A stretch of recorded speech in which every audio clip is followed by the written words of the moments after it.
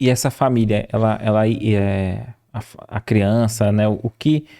Qual foi o atrativo para eles, assim? Eles têm um amparo social que eles vão lá buscar de alguma forma? Ou você acha que hoje eles já vão por conta do ensino? A gente tem as duas questões. No início, eles iam só pelas questões sociais, tá? E aí a gente não abordava muito o espiritismo, reencarnação, essas coisas todas. A gente trabalhava as questões morais. Quando eles foram entendendo que ali era realmente uma casa espírita, a gente teve problema com as igrejas ao redor.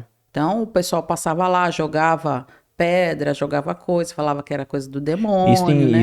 Em que ano aí, mais ou menos, para me... 2001, 2002. Olha, 2001, 2002. Então a gente enfrentou aí uma questão, né, de pastores indo lá na porta mandar que a gente fosse embora do bairro. Então teve assim algumas questões. E aí a gente foi falando, não, mas a gente, né, você não conhece o trabalho e vai explicando direito. E aí hoje a gente tem o respeito deles. Olha que interessante. Por causa dessa questão social. Mas as crianças e as famílias iam em busca da cesta básica, de toda aquela do café. As crianças chegavam com muita fome. E a gente primeiro, e aí a gente dava o café da manhã no meio da aula, mais ou menos. Só que eles chegavam com tanta fome que eles não absorviam nada do início. E aí a gente falou: não, gente, o café vai ter que ser em primeiro lugar. Então a primeira coisa é o café. E lá, como a gente no Alvorada Nova, a gente tem a questão da arte, né? Lá, a Célia Tomboli, ela que foi a fundadora junto com o Alexandre Tomboli, que é um casal, né? Que eles que fundaram a casa. o Lar O Espírita? Lar Espírita Cristão Alvorada Nova foi fundado pela Célia e pelo Alexandre, que é um casal, né? A Célia era uma cantora, né? Porque ela continua na espiritualidade com certeza cantando e encantando. Uma cantora fenomenal, né?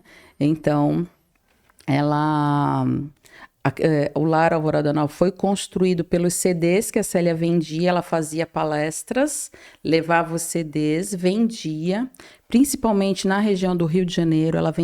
Ela fazia muito trabalho no Rio de Janeiro. Então, ela vendia os CDs, trazia o dinheiro para manter a casa.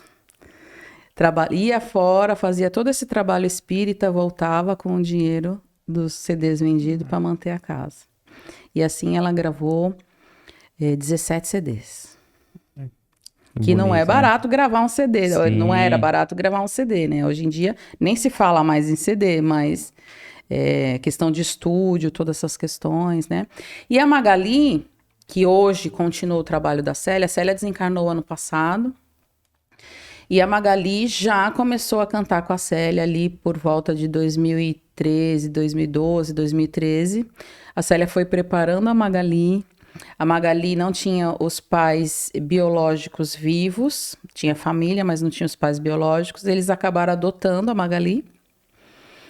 E a Magali ficou, então, filha deles. E agora continua o trabalho da Célia cantando belamente, assim. Olha que história bonita, hein? É linda a história.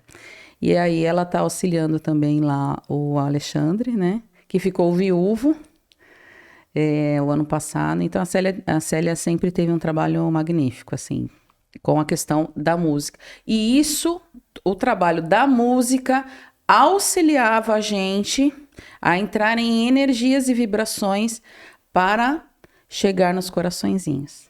Então, pra Tinha a gente parte musical nesse... precisava ter. Porque aquelas crianças chegavam, muitas mães chegavam viradas, eles vinham de festas e a gente precisava dessa harmonização. A gente precisa, né? Na verdade, a gente precisa, que até hoje tem. A gente precisava dessa harmonização para que eles entrassem numa faixa mais ou menos que conseguissem absorver os ensinamentos. Então, essa foi a questão. Então, no início, a gente só tratava das questões morais. Depois, eles foram entendendo que ali era uma casa espírita, a gente foi ganhando respeito no bairro. E aí, a gente foi fazendo todo um trabalho. E aí, começamos a adentrar na doutrina com eles. Então, a gente tem famílias que estão ali por questões sociais? Ainda temos, poucas, mas temos.